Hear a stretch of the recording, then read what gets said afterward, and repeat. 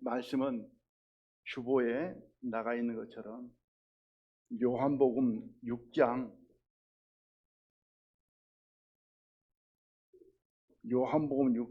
47절에서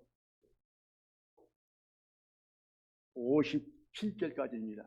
아마 찾아 놓으셨죠? 요한복음 6장 47절로 57절 말씀, 오늘은 이 말씀을 많이 보겠습니다. 찾으시는 걸로 알고 제가 읽어드리겠습니다. 진실로 진실로 너희에게 이르노니 믿는 자는 영생을 가졌나니 내가 곧 생명의 떡이로라. 너희 조상들은 광야에서 만나를 먹었어도 죽었거니와 이는 하늘로서 내려온 떡이니 사람으로 하여금 먹고 죽지 아니하게 하는 것이니라. 나는 하늘로서 내려온 산 떡이니 사람이 이 떡을 먹으면 영생하리라. 나의 줄 떡은 곧 세상의 생명을 위한 내 살이로라 하시니라. 이러므로 유대인들이 서로 다투어 가로되 이 사람이 어찌 능히 제 살을 우리에게 주어 먹게 하겠느냐. 예수께서 이르시되 내가 진실로 진실로 너희에게 이르노니 인자의 살을 먹지 아니하고 인자의 피를 마시지 아니하면 너희 속에 생명이 없느니라. 내 살을 먹고 내 피를 마시는 자는 영생을 가졌고 마지막 날에 내가 그를 다시 살리리니 내 살은 참된 양식이요 내 피는 참된 음료로라. 내 살을 먹고 내 피를 마시는 자는 내 안에 거하고 나도 그 안에 거하나니 살아계신 하나님 아버지께서 나를 보내시매 내가 아버지를 인하여 사는 것 같이 나를 먹는 그 사람도 나로 인하여 살리라. 아멘.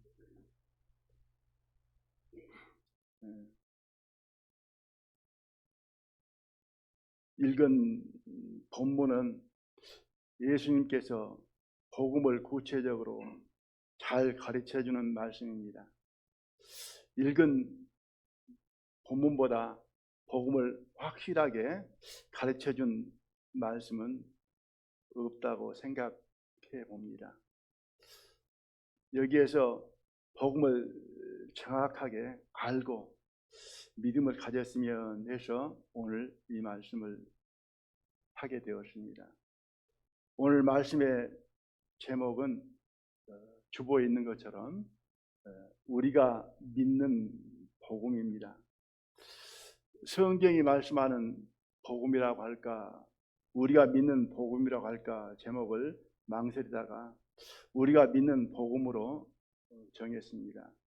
성경이 말씀하는 복음과 우리가 믿는 복음이 다르면 안 되죠. 같아야만 됩니다.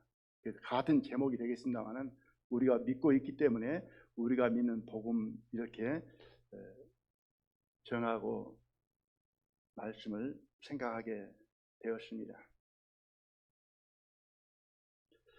말씀의 시작이 그렇습니다.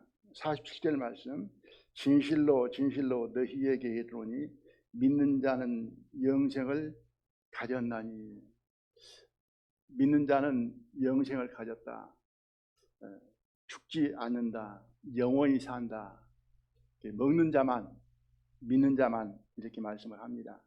먹지 아니하는 자는 영원히 살지 못한다. 죽는다. 먹는 자만이 영원히 산다. 이렇게 말씀을 합니다. 그래서 오늘 말씀이 복음인데요.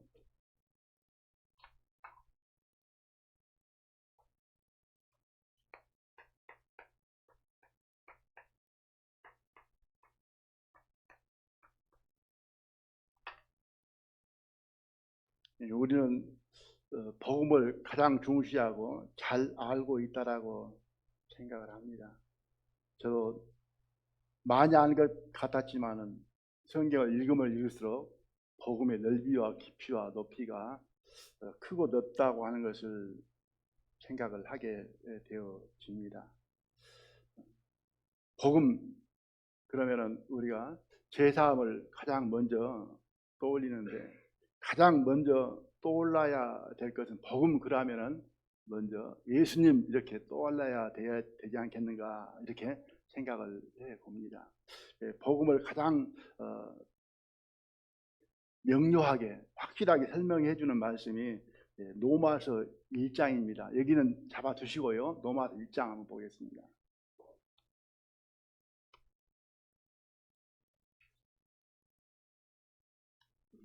로마서 1장 1절에서 4절까지 읽어드리겠습니다. 로마서 1장 1절로 4절 말씀. 예수 그리스도의 종 바울은 사도로 부르심을 받아 하나님의 복음을 위하여 택정함을 입었으니 이 복음은 하나님이 선지자들로 말미암아 그의 아들에 관하여 성경에 미리 약속하신 것이라. 이 아들로 말하면 육신으로는 다윗의 혈통에서 나셨고 성결의 영으로는 죽은 가운데서 부활하여 능력으로 하나님의 아들로 인정되셨으니 곧 우리 주 예수 그리스도시라. 사도 바울이 복음을 믿고 복음을 전하는데 그 복음은 무엇인가? 복음에 관해서 말씀을 하면서 예수님을 소개를 하고 있습니다. 예수님은 누구인가? 어떤 분인가? 그리하면서 복음은 곧 예수 그리스도시라. 복음은 예수님입니다. 이렇게 생각하는 게 좋으리라 생각을 합니다. 복음은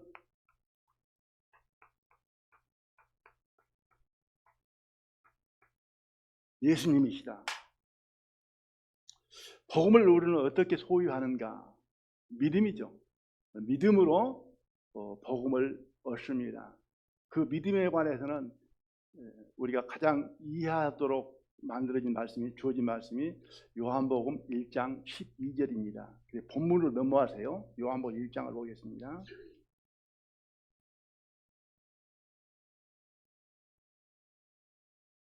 (1장 12절) 말씀 제가 읽어드리겠습니다. 영접하는 자, 곧 그 이름을 믿는 자들에게는 하나님의 자녀가 되는 권세를 주셨으니, 여기에서 영접하는 자, 곧 그 이름을 믿는 자에게는,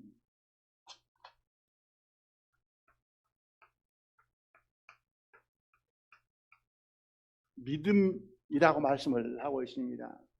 영접하는 자, 곧 그 이름을 믿는 자에게는, 이렇게 말씀하셔서 이 믿음을 영접으로 이렇게 말씀을 하고 있습니다. 영접이라는 말은 받아들인다는 뜻입니다.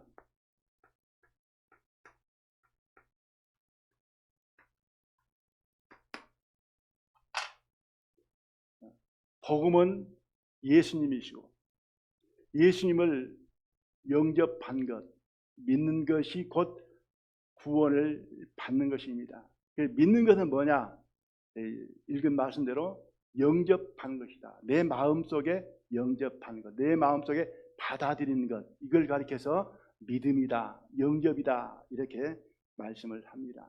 그럼 복음은 뭐냐면 영접하고 받아들인 것이기 때문에, 이 예수 그리스도를 영접하고 받아들인 것 때문에 예수 그리스도가 내 마음에 들어오신 것, 내 마음에 모신 것을 곧 구원받았다, 이렇게 말씀을 하게 되어집니다.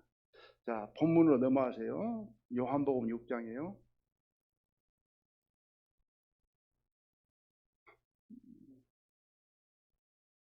(47절) 말씀. 진실로 진실로 너희에게 이르노니 믿는 자는 영생을 가졌고, 이렇게 말씀을 합니다. 믿는 자는 이제는 뭡니까? 받아들인 자는 영생을 가졌고, 이게 복음입니다.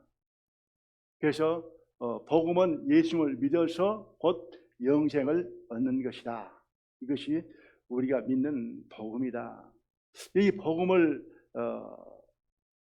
두 부분으로 나누어서 생각을 해본다 할 것 같으면, 이 복음은, 우리가 성경에서 복음은 뭐예요? 은혜로 받는다 그러죠.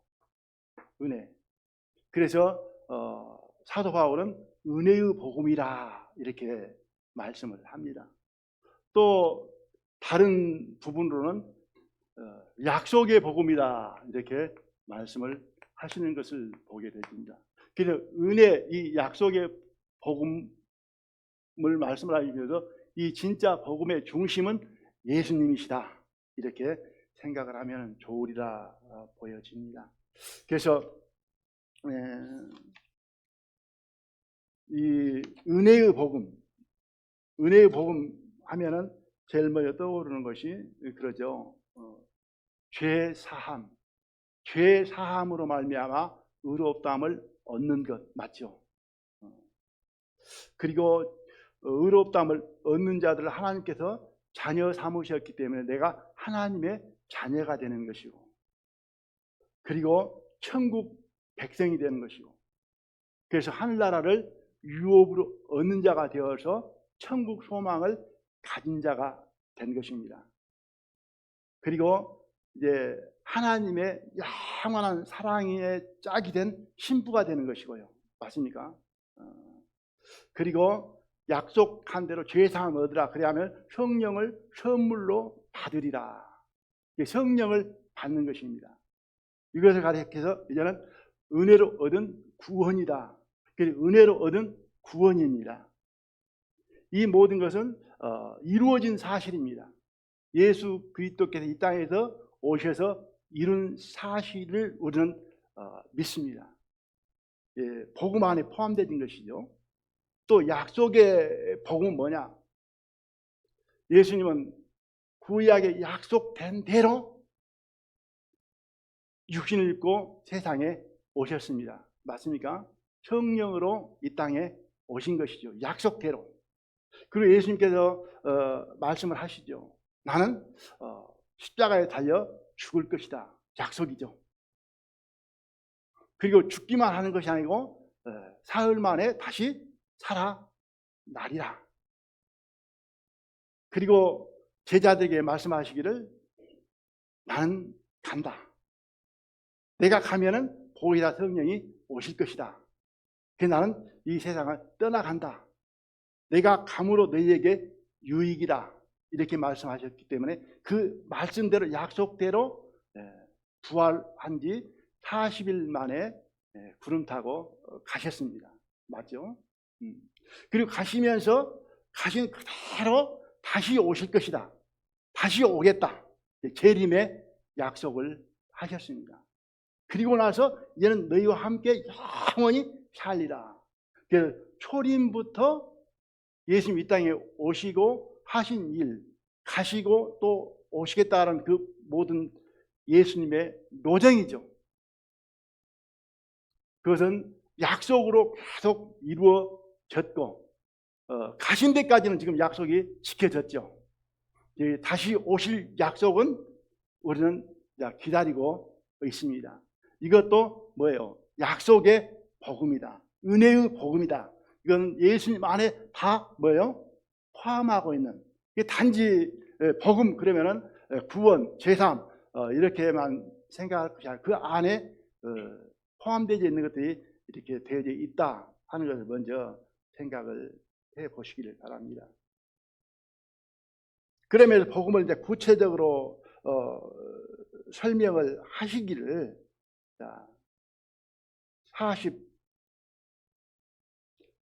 49절로 읽어드리겠습니다. 내가 곧 생명의 떡이로라. 너희 조상들은 광야에서 만나를 먹어서도 죽었거니와 이는 하늘로서 내려오는 떡이니 사람으로 하여금 먹고 죽지 아니하게 하는 것입니다. 나는 하늘로서 내려온 산 떡이니 사람이 이 떡을 먹으면 영생하리라. 나의 줄 떡은 곧 세상의 생명을 위한 내 살이라 하시니라. 예수님께서는 하늘로 내려온 산 떡이다. 생명의 떡이다. 이 떡을 먹으면 죽지 아니한다. 영원히 산다. 그 떡이 뭐냐? 내가 너희에게 줄 살이라. 이렇게 말씀을 합니다. 그래서 이 살을 예수님께 오신 산떡으로 오신 그 생명의 떡을 먹으면은 살고 먹지 아니하면은 죽는다. 먹으면은 이제는 영원히 사는 거죠. 영생을 얻는 것이죠.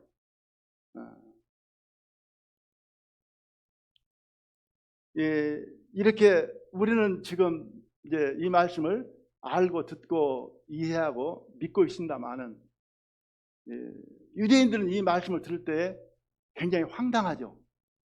깜짝 놀랄 일이 아닙니까? 자, 52절을 볼게요. 이러므로 유대인들이 서로 다투어 가로되 이 사람이 어찌 능히 제 살을 우리에게 주어 먹게 하겠느냐. 지금 예수님 하신 말씀이 그 말씀이었잖아요. 냉면 그대로 유대인들을 받아들이고 있잖아요. 내 살을 줄 테니까 이 살을 먹으면 산다. 먹지 않으면 죽는다. 이 살을 먹어야 된다. 그렇게 말씀을 하는 것이죠. 살을 떼어 준다는 것도 쉽지 않는 거죠. 그리고 그 살을 받아서 먹는다고 하는 것도 먹을 수 있겠습니까? 참 어려운 말씀이죠. 사람의 살을 먹는다. 상상하기 힘든 말씀입니다. 유대인들은 당황을 하죠. 어찌 제 살을 우리에게 줄 수 있겠느냐. 자, 한번 이 말씀을 좀 깊이 생각을 해보기 위해서 이 본문을 잡아두시고요. 열왕기 하 6장을 한번 보겠습니다.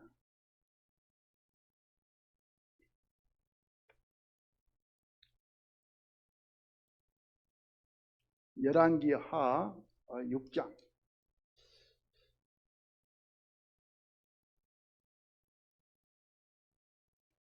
구약성경 571페이지가 되겠습니다. 571페이지 구약성경 열왕기 하 6장 28절을 읽겠습니다. 또 가로되 무슨 일이냐. 여인이 대답하되 이 여인이 내게 이르기를 네 아들을 내라.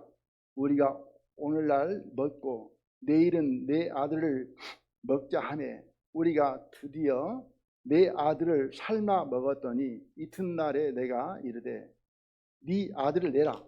우리가 먹으리라 하나 저가 그 아들을 숨겼나이다. 이 말씀은 사마리아 성이 아람 군대들에게 에워싸였습니다. 사마리아 성 안에 식량이 다 떨어진 것이죠. 군대들이 에워싸였기 때문에 식량이 도입이 안 되니까 먹을 게 없는 거죠. 먹을 것이 없는 가운데에 두 여인이 서로 이제는 약속을 한 것 아닙니까? 오늘은 내 아들을 삶아 먹고 내일은 네 아들을 같이 삶아 먹자. 그런데 오늘 같이 아들을 삶아 먹었는데 그 다음 날 되었는데 약속을 안 지키고 자기 아들을 숨겨버린 거예요. 그래서 그 억울함을 이제는 왕 앞에 호소하는 내용이 읽었던 내용의 말씀입니다. 상상이 갑니까? 얼마나 비참한 비극입니까? 아들을 삶아서 먹는다고 하는 것. 여러분들은 먹을 수 있겠습니까? 아마 지금 상황에서는 먹을 수 없다. 사람이 어떻게 그럴 수 있느냐? 그런데 성경에서는 먹었어요. 극한 상황에서는 먹게 되는 거예요. 예수님은 내 살을 먹으라고 말씀하시는 거예요. 그러면서 내 살을 먹지 않으면은 너희는 죽는다. 이 여인들이 자식을 삶아 먹는 것은 살기 위해서 먹는 거예요. 그렇죠? 그렇다고 할 것 같으면 우리도 예수님께서 내 살을 먹어야 된다. 먹지 않으면 안 된다. 너 죽는다. 먹어야 산다. 그리하면 우리는 어떻게 해야 되겠습니까? 먹어야 되겠어요? 안 먹어야 되겠어요? 자존심 세워서 그럴 수 없습니다. 어찌 먹을 수 있겠습니까? 안 됩니다. 그럼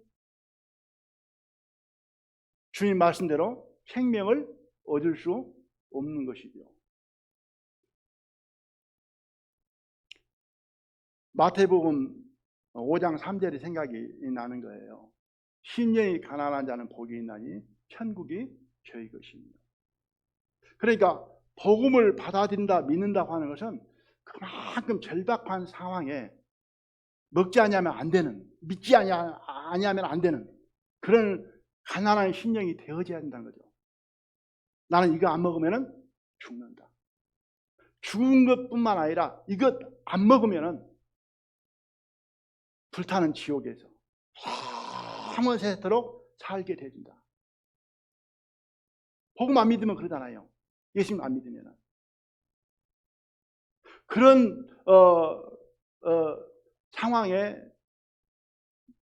실제를 알게 된다 할 것 같으면 우리는 어때야 돼요? 먹어야 되는 거잖아요.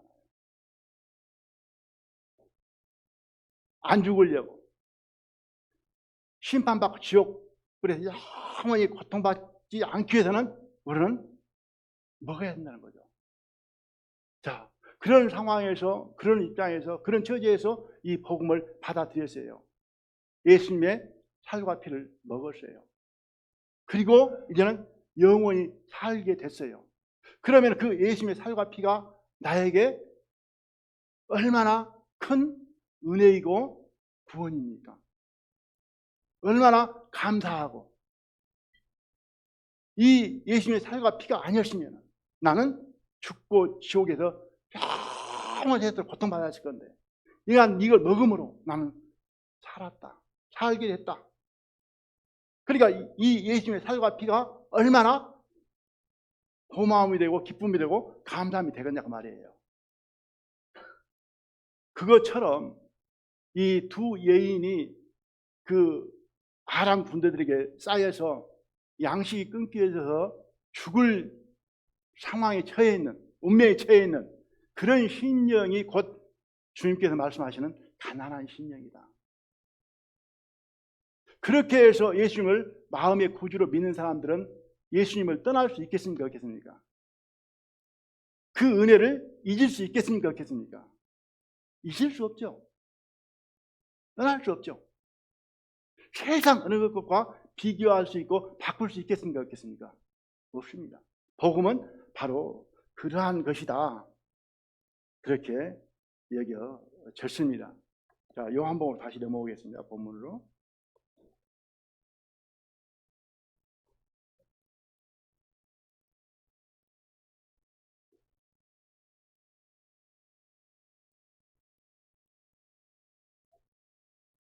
(53절로) 읽어드리겠습니다.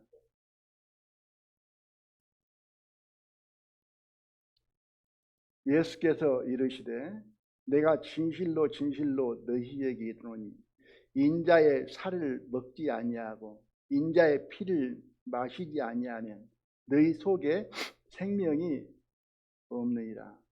내 살을 먹고 내 피를 마시는 자는 영생을 가졌고 마지막 날에 내가 그를 다시 살리리니.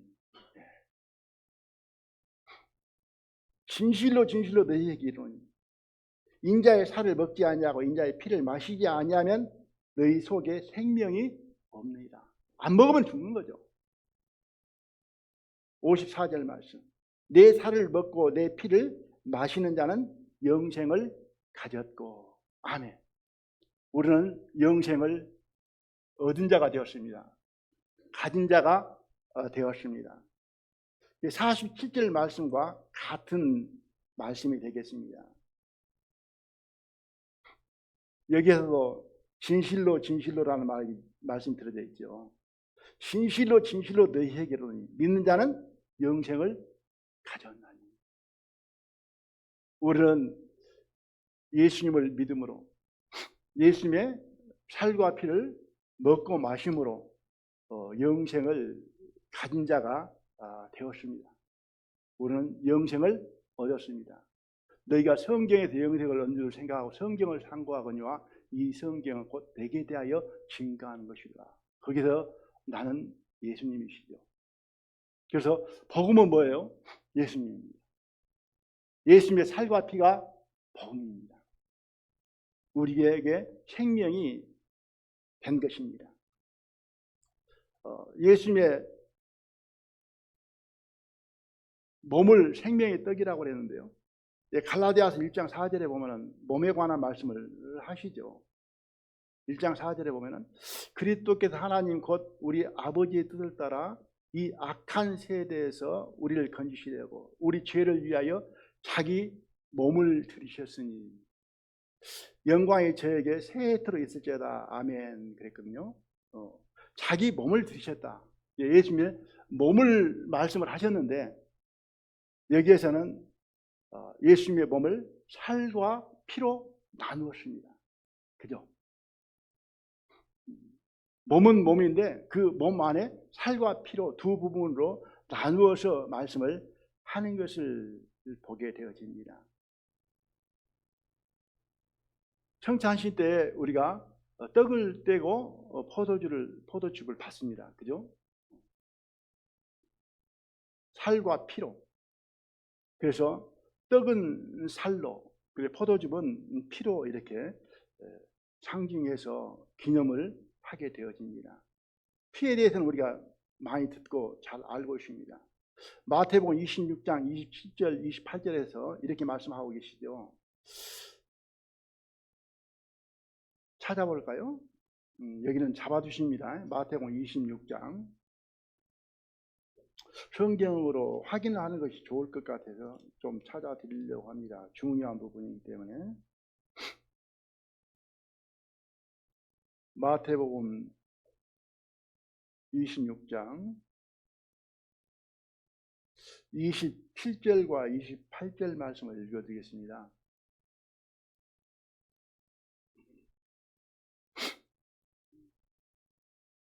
26절부터 읽어드릴까요? 26절부터. 저희가 먹을 때 예수께서 떡을 가지사 축복하시고 떼어 제자들에게 주시며 가라사대 받아 먹으라.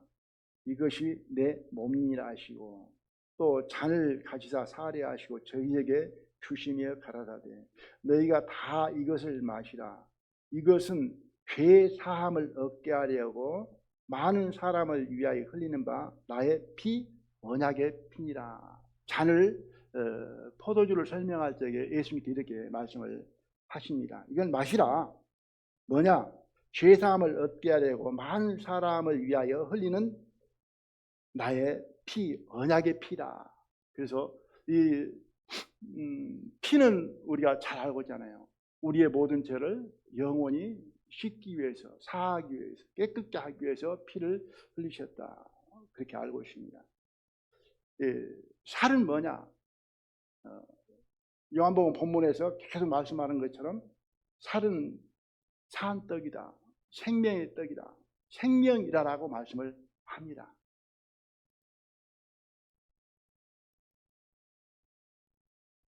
그래서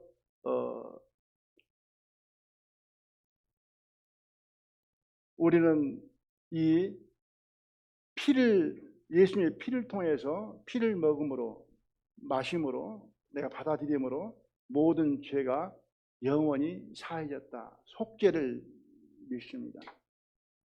이 떡을 먹는 것은 이제는 영원한 생명을 얻은 것이다. 나는 산 자가 된 것이다. 그래서 생명의 떡이다. 산 떡이다. 이렇게 말씀을 하는 것입니다. 그래서 예수님의 살과 피를 먹고 마시는 것은 영생을 얻는 것입니다. 죽지 아니하는 생명, 단순한 죽지 아니하는 영원히 사는 생명만은 아닙니다.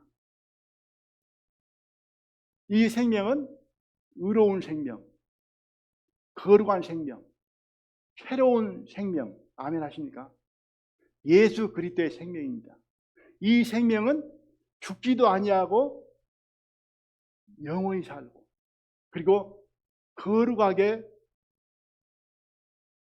새롭게 의롭게 사라지는 생명입니다. 아멘 하십니까? 그러니까 옛 생명하고는 다른 차원의 생명입니다. 그래서 죄 사함과 동시에 새로운 생명으로 거듭난 생명을 말씀을 하고 있습니다. 그래서 우리는 포도주만 마신 것이 아니고 우리는 떡을 먹은 자다. 그래서 이 포도주를 먹음으로 말미암아 옛사람이 해결되고 죄가 해결되고 떡을 먹음으로 말미암아 그 떡 안에서 예수님의 생명 안에서 예수님 안에서 이제는 뭐예요? 영원한 생명으로 영생을 가진 자가 된 것이다. 아멘 되시죠? 이 생명은 죄 없는 생명, 의로운 생명, 예수님과 동일한 생명이다. 예수님과 하나가 된 일체가 된 생명이다. 아멘입니다. 우리는 이 생명을 받았고 이 생명으로 거듭난 사람들이다. 복음은 예수님을 영접하는 것이다. 믿는 것이라고 말씀드렸습니다. 지금 요한복음에서 예수님께서 말씀하시는 것은 예수님의 살과 피를 먹고 뭐요? 마시는 것이다. 믿는 것이나 영접하는 것이나 먹고 마신다는 말이나 뭐예요? 다 같은 말인 거죠. 우리는 예수님을 먹는 자가 되었다. 그래서 먹고 마심으로 말미암아 생명을 얻게 되었다. 이것이 복음의 첫 단계이다. 저는 이렇게 생각을 합니다. 그러면서 이어지는 말씀이 53절로 다시 한번 읽어드릴까요? 예수께서 이르시되 내가 진실로 진실로 너희에게 이르노니 인자의 살을 먹지 아니하고 인자의 피를 마시지 아니하면 너희 속에 생명이 없느니라. 내 살을 먹고 내 피를 마시는 자는 영생을 가졌고 마지막 날에 내가 그를 다시 살리리니. 그러면서 이어지는 말씀입니다. 내 살은 참된 양식이요 내 피는 참된 음료로다. 56절 말씀. 내 살을 먹고 내 피를 마시는 자는 내 안에 거하고 나도 그 안에 거하나니.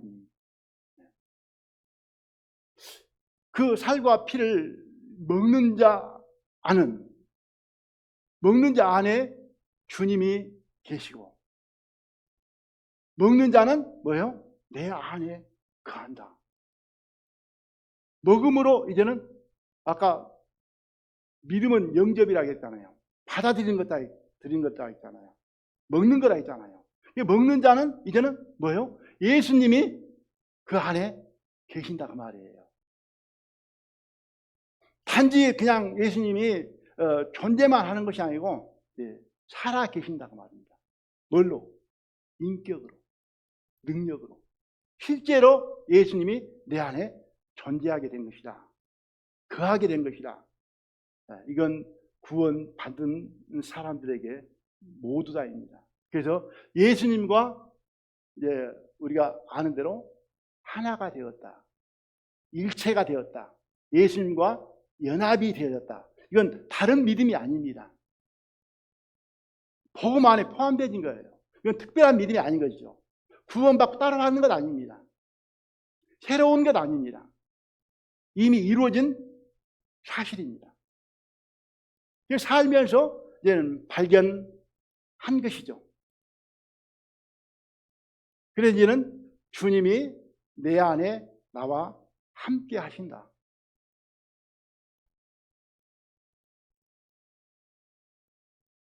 그래서 고린도후서 13장 5절에서는 이렇게 말씀을 하고 계시죠. 너희가 믿음에 있는가 너희 자신을 시험하고 너희 자신을 확증하라. 예수 그리스도께 너희 안에 계신 줄을 너희가 스스로 알지 못하느냐. 너희가 믿음에 있는가 너희 자신을 시험하고 확증해봐라. 그리스도께 너희 안에 계신 것을 스스로 알지 못하느냐. 이건 시험해보면 점검해보면 알 수 있다고 모른다고요. 알 수 있다는 것입니다. 스스로 알지 못하느냐? 그렇지 아니하면 뭐라고요? 버리운 자니라. 왜냐? 예수님은 그냥 이름으로만 존재하는 것이 아니고 구원자로만 존재하는 것이 아니고 그 안에 뭐예요? 인격으로 능력으로 살아 계시기 때문에 예수님이 함께 하시는 걸 네가 감지하지 못하느냐? 네가 감지하지 못하고 체험하지 못하고 점검에서 드러나지 아니하고 나타나지 아니하면은 너는 지금 속에 예수님이 계시다라고 말할 수 있다고 없다고요? 말할 수 없다고 하는 거예요. 버리운 자라는 거예요. 스스로 알지 못하느냐? 누가 가르쳐줘서가 아니고 본인이 스스로 안다고 하는 거죠. 지난 소망회 때 이야기를 하니까는 다들 아시고 계시더라고요. 설명만 못할 뿐이지, 표현만 못할 뿐이지.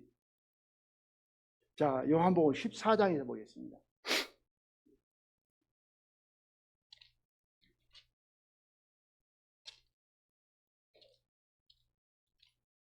14장 20절 말씀.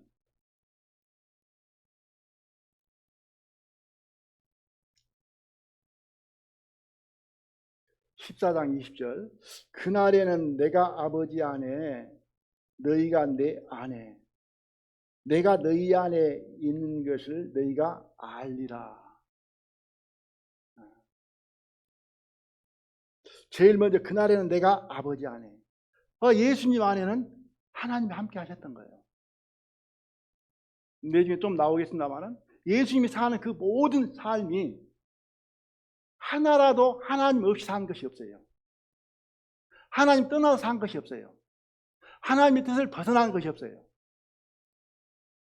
예수님 안에 누가 계셨어요? 계속 아버지가 나와 함께 하신다. 나는 아버지 안에 있고 아버지가 내 안에 계신다. 나는 스스로 아무것도 한 것이 없고 할 수 있는 것이 없다. 아버지의 뜻을 따라서 이렇게 말씀을 하는 거죠. 그러니까 예수님과 아버지 하나님은 하나인 거죠. 맞습니까? 그리하면서 너희가 내 안에, 이제 네가 영접한 자들은 내 안에, 그리고 내가 너희 안에 있는 것을, 마지막 말씀이 너희가 안다고 모른다고요. 너희가 알리라. 그러니까 아버지와 예수님이 하나인 것처럼 이제는 예수님을 영접한 그리스도인과 예수님과는 둘이 하나예요. 예수님과 하나님이 하나인 것처럼 예수님 믿는 자도 예수님 안에서 예수님과 뭐예요? 동일한 하나라 이거죠. 일체라는 거죠. 연합이 된 거란 거죠. 그래서 물과 기름을 섞여 안 섞여요? 안 섞이잖아요. 예수님하고 하나가 되려고 하면은 뭐가 돼야 돼요? 예수님처럼 새롭게 되어져야 예수님과 섞일 수가 있고 하나가 될 수 있는 것입니다. 아멘 하십니까? 다른 것, 이물질은 하나가 될 수가 없습니다. 아무것도 그 안에 포함될 수가 없습니다. 그래서 그날에는 내가 아버지 안에, 너희가 내 안에, 내가 너희 안에 있는 걸 너희가 알리라. 이게 새로운 믿음이 아닙니다. 이건 복음 안에 이미 예수 그리스도를 영접한 자들에게는 이루어진 사실이에요. 실제의 일입니다. 그래서 요한 1서 5장 12절에 보면은 아들이 있는 자에게는 생명이 있고 하나님의 아들이 없는 자에게는 생명이 없느니라 이렇게 말씀합니다. 아들이 있는 자는 생명이 있고 아들이 없는 자는 생명이 없다. 그러니까 아들이 있는 자는 영생이 있고 아들이 없는 자는 뭐가 없다고요? 영생이 없다. 그래서 아들과 생명을 같게 봅니다. 아들이 있는 자는 생명이 있고 생명이 있는 자는 아들이 있다. 그러므로 아들이 곧 뭐예요? 생명이다. 생명이 있다고 말하는 것은 뭐 이 육신의 생명이 아닙니다. 사실은 거듭난 생명, 그리스도의 생명, 하나님의 생명, 새로운 생명을 말씀을 하고 있는 것입니다. 우리 교회 명칭이 뭡니까? 생명교회입니다. 그때 당시에 꽤 오래 했습니다만 성경에서 생명이라는 말씀이 너무나 확연하게 이렇게 보여져서 성도들이 우리 교회 명칭을 생명교회로 하자. 그래서 전국적으로 생명교회가 유행이 됐습니다. 지금은 조금 바뀌어가지고 큰 사랑교회가 좀 많아졌더라고요. 지금도 서울 생명교회 몇 군데 있습니다. 여수 생명교회.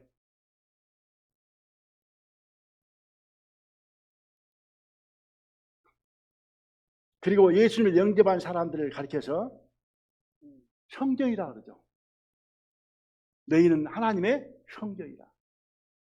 그리고 너희는 하나님의 집이라. 하나님의 집, 하나님의 형제이라는 말은 하나님 계시는 곳이라는 거예요. 하나님 거하시는 곳, 하나님 사시는 곳. 그러니까 교회가 성전이고 또 우리 각각 개인의 그 심령이 뭐예요? 형제이라고 말이에요.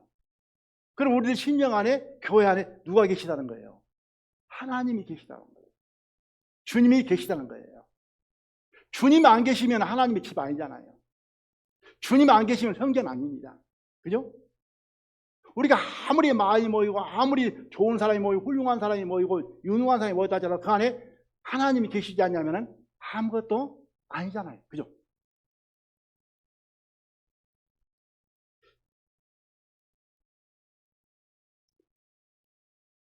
그래서 교회를 가리켜서 하나님의 몸이라고도 표현하죠. 집이라고도 표현하지만 몸. 하나님의 몸. 그래서 예수님은 교회의 머리. 교회는 그의 몸. 그리고 우리 모든 자들은, 개개인들은 그 몸 안의 일부분, 지체라고 말을 합니다. 그래서 구원 받았다고 하는 것은 예수님을 영접했다는 것이고, 그리고 예수님이 그 안에 계신다고 하는 것입니다. 그래서 영접한 사람은 예수님이 그 안에 계신다는 건데요, 이 영생을 얻었다고 하는 것은 이 존재를 말합니다. 그 다음에 이 구원 받은 사람은 예수님 안에 있고 예수님이 그 안에 계신다고 그러잖아요. 이건 뭐냐면 위치를 말합니다. 위치. 내가 어디 있냐 그 말이에요. 주님이 어디 계시냐 그 말이에요. 위치. 주님은 내 안에, 나는 주님 안에 존재하고 있다. 저는 배를 생각해 봤거든요. 노아가 배를 만들 때 어디에서 만들었어요? 산에서 만들었잖아요. 산에 있는 배는 있으나 마나잖아요. 그죠? 물이 차야, 바다 위에 띄워져야 배는 배의 역할을 구실을 할 수 있는 것 맞습니까? 그리스도인은 어디에 있어야 돼요? 주 안에 있어야 되는 거죠. 15장을 보겠습니다. 15장 4절 말씀.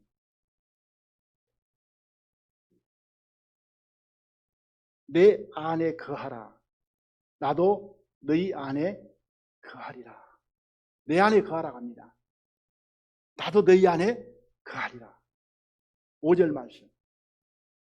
나는 포도나무요 너희는 가지니 저가 내 안에 내가 저 안에 있으면 이 사람은 과실을 많이 맺나니 나를 떠나서 너희가 아무것도 할 수 없습니다. 사람이 내 안에 거하지 아니하면 가지처럼 밖에 버리워 말라지나니. 중요한 게 뭐예요? 내가 주 안에 거하고 주님이 내 안에 거하는 것이다. 이걸 떠나서는 아무것도 할 수 없고 열매를 얻을 수 없다고 하는 것이죠. 열매를 얻으려고 노력하는 게 중요한 게 아니고 먼저가 뭐예요? 주 안에 거하는 것이죠. 주 안에 거하면은 절로 실과는 맺어진다. 계속 안에를 말씀을 하고 있습니다. 실제로도 너희가 내 안에 거하고 내 말이 너희 안에 거하면 무엇인지 원하는 대로 구하라. 이루어진다는 거죠. 9절 말씀에도 아버지께서 나를 사랑하신 것 같이 나도 너희를 사랑하였으니 나의 사랑 안에 거하라.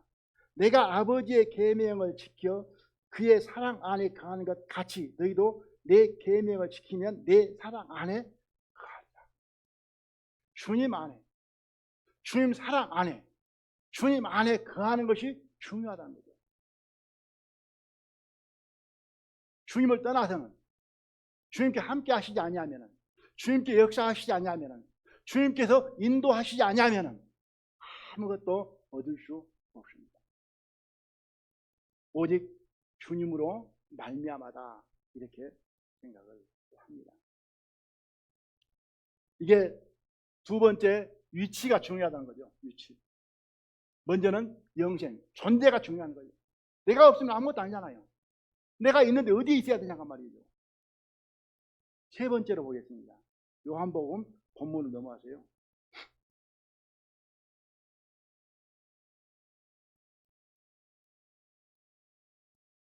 6장 57절 말씀입니다. 살아계신 아버지께서 나를 보내시매 내가 아버지로 인하여 사는 것 같이 나를 먹는 그 사람도 나로 인하여 살리라. 이제 이 생명이 있고 또 주 안에 있는 것까지는 알았습니다. 그러면 그 다음에는 뭐예요? 안에 계신 주님이 살아야 한다는 말이에요. 예수님께서 이 땅에 3년간 계셨는데 예수님이 행하는 것이 없고 예수님 마음대로 스스로 한 것이 없고 그 안에 누가 하셨다고요? 하나님께서, 아버지께서 하셨다고 하는 것처럼, 아버지를 인하여 살았다 이렇게 말씀하는 것처럼 이제는 예수를 믿고 이 세상에 그리스도인들이 살게 되는데 이 세상 사는 동안 이제는 뭘로 살아야 되냐, 어떻게 살아야 되냐, 이 말씀을 하고 있는 것이죠. 누구로 살아야 된다고요? 나로 인하여 살리라. 아까 배를 좀 말씀드렸습니다. 그 배 안에 우리 성도 다 함께 타고 있다가 생각합시다. 그리고 예수님이 타고 계세요. 누가 운전해야 돼요? 항해를 누가 해야 돼요? 네? 누가 선장돼야 돼요? 예수님이 선장이 돼요. 아무리 누가 운행을 해도 예수님이 하는 것처럼 할 수 없습니다. 그리고 예수님이 하는 것처럼 할 수도 없을 뿐더러 하나님이 원하는 대로 아무도 갈 수 없습니다. 방황할 수밖에 없고 파산할 수밖에 없고 풍랑을 만나서 고생만 할 수밖에 없습니다. 누가 선장이 돼야 되냐? 예수님이 돼야 됩니다. 이 이야기를 하니까 예수님이 운전하는지 누가 운전하는지 어떻게 하냐고 그러는데요. 표 날까요, 안 날까요? 네? 내가 운전 안 하고 주님이 운전하는 것도 선장하는 것도 표시가 날까요, 안 날까요? 비슷하면 뭔가 잘못된 거예요. 확실히 달라. 하늘과 땅 차이요. 착각하시지 마시기 바랍니다. 내가 조금 노력해서 좀 잘해서 숙달되어서 하는 운전하고 하나님께서 직접 하는 것하고는 천지 차이입니다. 완전 다릅니다. 그런데 이것을 내가 못 느끼고 구별할 수 없다고 하는 것은 저는 단언코 말씀드리기를 하나님이 그 안에 한 번도 역사를 하신 것 없었어요. 이제 살아본 사람들은 하나님이 내 안에 내 마음을 주장하고 인도하시고 마음과 생각을 지키시고 그 걸음을 인도하신 것과 완전히 다르거든. 내가 사는 것하고 주님이 사는 것하고. 내가 살면 터덕거리고 내가 살면 어두움이고 내가 살면 의로운 것이 안 나오죠. 그러나 주님이 살면은 사랑도 되고 용서도 되고, 그죠? 양보도 되고 이해도 되고 어떤 사람의 부족한 부분도 용납도 되고, 그죠? 그런데 내가 하면은 돼, 안 돼요? 안 돼. 그 사람 죽어야 돼. 죽을 때까지 안 돼. 내가 죽더니 그 사람 죽더니 둘 중에 하나가 끝나야 돼. 안 되는 거예요. 그거 하나님이 알아. 그러니까 솔로몬이 그 지혜를 구했을 때 원수 갚는 것도 구하지 않았다고 나오잖아요. 그죠? 이제 내가 산 것이 아니고 내 안에 주님이 살아야 됩니다. 내가 선장이 아니고 누가 선장해야 돼요? 주님이 선장해야 돼요. 빌립보서 1장 3절에서 6절까지 보면은, 자, 빌립보서 찾아보겠습니다.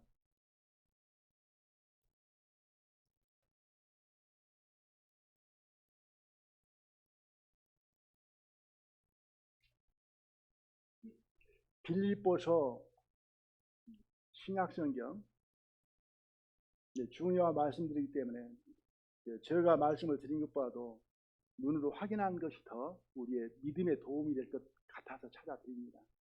1장 3절로 6절을 읽어드리겠습니다. 내가 너희를 생각할 때마다 나의 하나님께 감사하며 간구할 때마다 너희 무리를 위하여 기쁨으로 항상 간구함은 첫날부터 이제까지 복음에서 너희가 교제함을 인하니라. 구원 받은 사람들을 가리키고 있는 말씀이죠. 그러면서 이어지는 말씀이 너희 속에 착한 일을 시작하신 이가 그리스도 예수의 날까지 이루실 줄 우리가 확신하노라. 너희 속에 착한 일을 시작하신 이가 누굴까요? 우리 주님이죠. 구원 받은 날 착한 일이 시작된 거죠. 맞습니까? 그런데 그분께서 그리스도 예수의 날까지, 이 그리스도 예수의 날은 예수님 다시 오시는 그날까지입니다. 맞습니까? 구원 받은 날부터 예수님 다시 오시는 그날까지, 구원 받은 날부터 예수님 앞에 가는 그날까지 착한 일을 하시는 그분께서 이루신다. 우리의 삶 속에서 주님의 삶을 살아갈 수 있도록 이루어 가신다 그 말이죠. 내 속에서 구원만 해놓고 다시 만나자, 그날 만나자 주님은 안 계신 게 아니고 구원하고 함께 하신다 그 말이에요. 한 장 넘겨서 볼까요? 2장 13절 말씀. 12절로 읽어드릴까요? 12절 13절. 그러므로 나의 사랑하는 자들아 너희가 나 있을 때뿐 아니라 더욱 지금 나 없을 때에도 항상 복종하여 두렵고 떨림으로 너희 구원을 이루라. 너희 안에 행하시는 이는 하나님이시니 자기의 기쁘신 뜻을 위하여 너희로 소원을 두고 행하게 하시나니. 여기에서 구원을 이루라고 이 말씀은 우리의 삶을 두고 말씀을 합니다. 영혼 구원이 아니고. 그러니까 나로 인하여 살리라, 그 삶을 말하고 있는 거예요. 주님으로 사는 것, 주님이 사는 것. 그래서 주님이 삶으로 말미암아 구원이 이른다 이 말은 뭔 말이냐면 새 생명으로 살아야 되지므로 말미암아 거룩한 삶이 된다는 거죠. 의로운 삶이 되는 거죠. 빛의 삶이 된다는 거죠. 사랑의 삶이 된다는 거죠. 이 구원은. 그런데 어떻게 해서 이루어지느냐? 너희 안에 행하시는 이는 하나님이시니. 너희 안에. 우리들 심령 안에 함께 하셔서 어둠의 길을 가지 아니하고 빛의 길을 갈 수 있도록, 죄악의 길을 가지 아니하고 의로운 길을 갈 수 있도록, 사망의 길이 아닌 생명의 길을 갈 수 있도록 인도하시는 분이 누구라고요? 우리 안에서 역사하시는 분은 하나님이십니다. 그러므로 말미암아 구원이 이루어져 가는 거죠.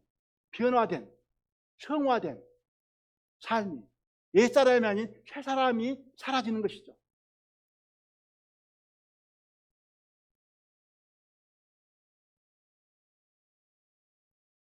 우리가 암송하고 있고 잘 아는 말씀으로 갈라디아서 2장 20절을 말씀을 합니다. 내가 그리스도와 함께 십자가에 못 박혔나니 그런즉 이제는 내가 산 것이 아니요 오직 내 안에 그리스도께서 사신 것이다. 내가 산 것이 아니요. 내가 살면은 죄밖에 안 나옵니다. 교만밖에 안 나옵니다. 다른 사람 위에 높아지려고 하는 마음밖에 안 나옵니다. 낮아지고 겸손해지고 남을 나보다 더 나았게 여기고 내가 좀 손해를 볼지라도 어려움이 올지라도 다른 사람에게 유익이 된다면 그리스도의 마음 성품은 내가 살면은 안 나옵니다. 내 성품하고 주님 성품하고 비슷할 것 같은데 완전 다릅니다. 비교할 수 없습니다. 주님의 성품만이 용서도 할 수 있고, 그죠? 혹 내 마음속에 용서가 되지면 주님이 하신 것입니다. 혹 다른 사람을 나보다 더 나았게 여겨서 섬기는 마음 베푸는 마음이 되지면 주님께 사는 마음입니다. 내 마음 아닌 거예요. 사실은.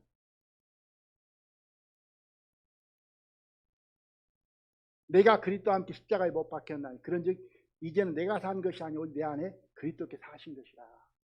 세 번째는 이 나로 인하여 살리라, 이 말은 주님으로 산다는 이야기인데요. 이건 위치가 아니고 가치입니다. 가치. 진가죠. 주님이 사셔야 가치가 있는 것이지 내가 살면은 아무 가치 없습니다. 아무짝에도 쓸데 없습니다. 하나님께서 아무것도 그것 받아주시지도 아니하고 인정하시지 않습니다. 아멘 하십니까? 주님의 이름으로, 주님께서 주님의 능력으로 나를 거처 삼아서, 종 삼아서, 도구 삼아서 일하신 것만, 역사하신 것만 남게 되어집니다. 이건 가치인 거죠. 가치 있는 그리스도인이 될 수가 있고 무가치한 그리스도인이 될 수가 있습니다. 가치 있는 것만 주님 앞에 가게 되지만 멸류관으로, 상급으로, 영광으로 나타나게 되었습니다. 그 나머지 그 모두 뭐예요? 썩어질 것, 남지 않는 것, 없어질 것들입니다.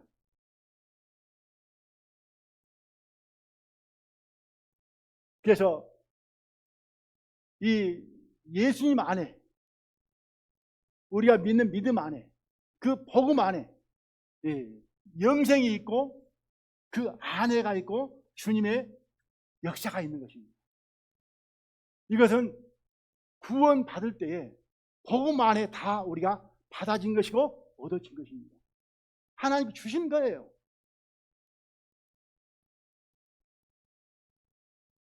이제 신앙의 성장은 뭐냐? 성장은 주님이 사는 시간이 많아진 사람이 성장된 것입니다. 내가 사는 시간이 많으면 성장이 덜 된 것이고 안 된 것이고, 어떤 사람은 24시간을 놓고 1시간 주님이 살고 24시간 내가 살 수 있습니다. 아니, 10분 주님이 살고 나머지는 다 내가 살 수 있습니다. 성장이 되어져 감으로 말미암아 이제는 내가 사는 시간이 짧아지고 주님이 사는 시간이 뭐예요? 길어지고 많아지는 거죠. 이게 성장입니다. 그래서 주님이 사는 시간은 빛의 시간이고 주님이 사는 시간은 평안의 시간이고 주님이 사는 시간은 사랑의 시간입니다. 행복한 시간입니다. 내가 사는 시간은 근심의 시간, 고통의 시간, 원망의 시간, 어둠의 시간입니다. 그래서 빛과 어둠이 우리 안에 항상 교차를 하게 되는 것이죠. 또 사랑과 미움도 교차하는 게 있는 거예요. 교만과 겸손도 교차하는 것이고. 이거 한 가지만 있는 사람 없습니다. 한 가지만 있는 사람은 구원 안 받은 사람이든지, 아니면 한 가지만 있는 사람이라고 하는 사람은 이 세상 사람이 아니든지, 둘 중에 하나입니다. 가끔가다 그런 사람이 있어요. 나는 한 번도 미워하지 않냐고, 한 번도 어두움도 없고, 한 번도 죄를 안 짓고 구원 받은 뒤에 완전히 성화되어버린 거 아니에요. 그렇게 되면 얼마나 좋습니까? 그런데 그렇게 가는 사람은 없더라고요. 사도 바울도 자백을 하더라. 그렇게 못 갔어요. 안 가요. 이게 우리가 믿는 복음이다. 그래서 예수 그리스도가 복음의 중심이다. 그리고 우리가 은혜의 복음, 약속의 복음, 이것은 우리가 많이 교제를 하잖아요.